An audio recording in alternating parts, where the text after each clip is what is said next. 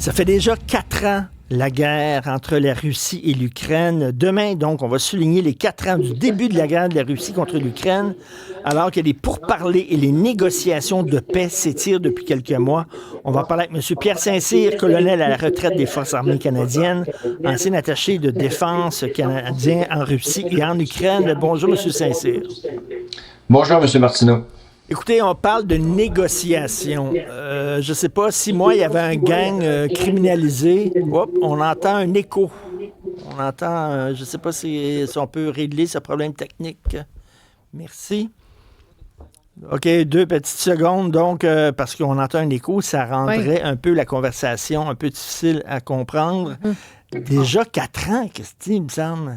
Oui, bien, on a l'impression que le temps passe vite, mais en même temps, c'est tellement d'années, alors qu'au départ, ben, ce que Poutine disait, c'est qu'en quelques jours, mon Dieu, ce serait fait. Oui. Mais les Ukrainiens, tu sais, qui se sont tenus debout et qui continuent de se battre à tous les jours. Donc, autant c'est comme dans l'imaginaire, ça passe vite, mais c'est extrêmement long aussi parce que ça ne cesse jamais. Et c'est bizarre qu'on parle de négociation parce que, tu sais, s'il y avait un gang criminalisé qui entrait chez moi, qui s'assoyaient chez moi, qui prenaient leurs aises, là, comme si c'était chez eux, puis après ça, qui disaient, ben, donne-moi 200 000 puis on va partir. Je dirais, ben, pourquoi je te donnerais 200 000 Oui. C'est toi qui es rentré chez nous, Christy. Alors, M. Pierre Saint-Cyr, c'est bizarre quand même, négociation. On veut dire, négociation avec le pays qui t'a envahi, c'est un peu étrange. Mais on est rendu là, M. Martineau, parce que les deux pays sont sur le point sont mal en point, les deux. L'économie russe est très affaiblie. Les Ukrainiens, on connaît la situation du pays à l'intérieur. Les populations souffrent. Alors, il faut trouver un point d'entente pour terminer cette guerre-là qui dure depuis pas mal longtemps. On parle des 4 ans depuis 2022, mais il ne faut pas oublier que l'envahissement de l'Ukraine a commencé en 2014, c'est-à-dire avec la Crimée. Donc, ça fait plusieurs années. On parle de 12 ans de conflit qui existe là-bas. Les deux populations, mais surtout ukrainiennes, aimeraient voir ce conflit-là se terminer. Par contre, les exigences que les Russes ont sont trop grandes. Ils veulent avoir la possession des territoires à l'est, c'est-à-dire les 4 oblasts, ce que les Ukrainiens ne veulent pas remettre. Pour eux, ils veulent retourner aux frontières de 1991. Alors, ça inclut la Crimée aussi. Alors, voyez-vous qu'ils sont dans une impasse et il faut trouver une solution parce que dans le long terme, c'est pas tenable pour les deux pays. Alors, aujourd'hui, on est dans une négociation. Malheureusement, les Américains tentent autant comme autant, mais ils ont probablement des intérêts particuliers pour eux d'essayer d'avoir une entente avec les Russes, au détriment peut-être même des Ukrainiens. C'est ce qu'on avait compris au tout début, avec le plan à 8 étapes. Alors, Zelensky a un gros défi devant lui. C'est de sortir son pays de la guerre sans remettre aux Russes des territoires, parce que dans ces territoires-là, il y a quand même des Ukrainiens qui y demeurent encore.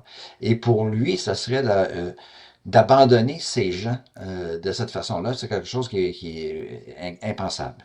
Mais quel message donnerait l'Occident au monde si l'Occident poussait l'Ukraine a effectivement faire des compromis puis donner des portions de leur territoire. On dit toujours, faut jamais payer de rançon, hein, parce que si on paye des rançons à des bandits, ben le message qu'on leur envoie, c'est ben continuez de faire ça, puis vous allez avoir plein d'argent. Si on dit à Poutine, oui, ok, l'Ukraine va vous donner certaines parties de son territoire, ben finalement on l'encourage à faire la même chose avec d'autres pays, non? Définitivement, vous avez raison là-dessus. Si on abandonne ou si on force l'Ukraine à plier les genoux maintenant, les Russes vont prendre ça comme une victoire. Et dans un délai qu'on imagine entre 3 et 5 ans, il y aurait une autre offensive quelque part en Europe, probablement dans les pays baltes. Et là, la question se poserait à ce moment-là, est-ce qu'on serait prêt à aller défendre un pays balte et risquer le temps dans un conflit juste pour un pays balte? C'est des questions qui doivent être répondues. Alors, ce qu'on voit, c'est que si on abandonne ou on force l'Ukraine à signer quelque chose contre son gré, ça serait une victoire pour les Russes. ça serait une victoire à l'interne pour Vladimir Poutine devant sa population. Il serait renforcé et 3 à 5 ans plus tard, on aurait un autre conflit en Europe. Oui, mais on est dans un cul-de-sac, là, parce qu'en même temps, si on pousse pas l'Ukraine, on ne force pas l'Ukraine à faire un compromis avec la Russie, on s'en va vers quoi, là? On s'en va vers un conflit ouvert, directement frontal avec les Russes, là. C'est-à-dire qu'on va continuer à financer l'Ukraine, à leur envoyer des armes. Ça va être quoi après ça, leur envoyer des troupes Donc, on fait quoi? On s'en va vers un conflit directement avec la Russie? On est déjà en conflit contre la Russie parce que la Russie frappe partout en Europe avec des activités, je vous dirais, de commando, si on peut. Là. Il y a des feux, il y a des câbles de communication Ouais. sous-marins qui sont détruits, il y a toutes sortes de choses qui se font.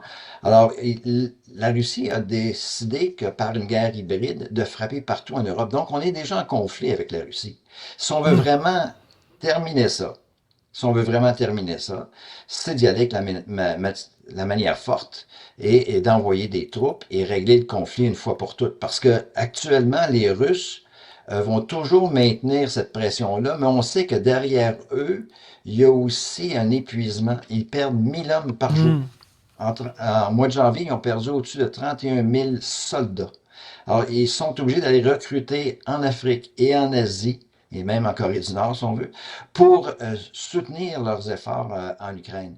Donc, il y a une limite. Alors, ils sont fragiles là, actuellement. Ça serait le temps d'envoyer des troupes et puis de terminer ce conflit-là une fois pour toutes, sans jamais aller dans une dimension nucléaire, demeurer au niveau conventionnel, d'appuyer les Ukrainiens et de remettre les frontières comme elles étaient en 91 et de mettre par la suite une force qui ferait écran et qui protégerait l'Ukraine et l'Europe des intentions russes qu'il y aurait dans les années futures.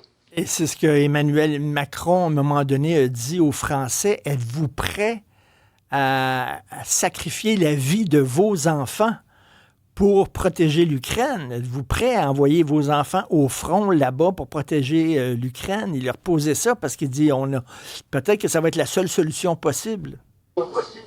Oui, mais c'est pas pour protéger l'Ukraine. Et ce serait pour protéger l'Europe. Hmm. C'est ça la vraie question. Êtes-vous prêt à envoyer vos enfants pour protéger l'Europe? On utilise le mot Ukraine actuellement parce que le conflit se déroule sur ce territoire-là. Mais si l'Ukraine flanche, c'est l'Europe qui est menacée par la suite. C'est pas pour rien qu'actuellement les Européens se sont repris en main pour augmenter leurs dépenses militaires, pour renforcer leurs armées, tout comme le Canada fait actuellement, parce que la menace russe, elle existe, elle est là. Et si on ne la freine pas maintenant en Ukraine, on va l'avoir devant nous dans les prochaines années. Wow, OK, c'est un message dur, ça. Donc, on s'en va vers une guerre, finalement. On n'aura pas le choix, On, M. Saint-Cyr. on est déjà dans un conflit. Quand vous voyez des gouvernements investir dans la défense, c'est parce que le conflit, il est soit présent ou il est dans un avenir très proche et on ne veut pas se faire prendre les culottes à terre. Donc, actuellement, on est dans un environnement conflictuel et les Européens prennent des moyens, les Canadiens prennent des moyens aussi. Alors, le message est assez clair. Il faut arrêter ce conflit-là le plus rapidement possible si on ne veut pas réorienter pour des décennies nos économies dans une économie de guerre. Wow! Merci beaucoup, M. Pierre Saint-Cyr, colonel à la retraite des Forces armées canadiennes. Tout un message envoyé. Merci, bonne journée.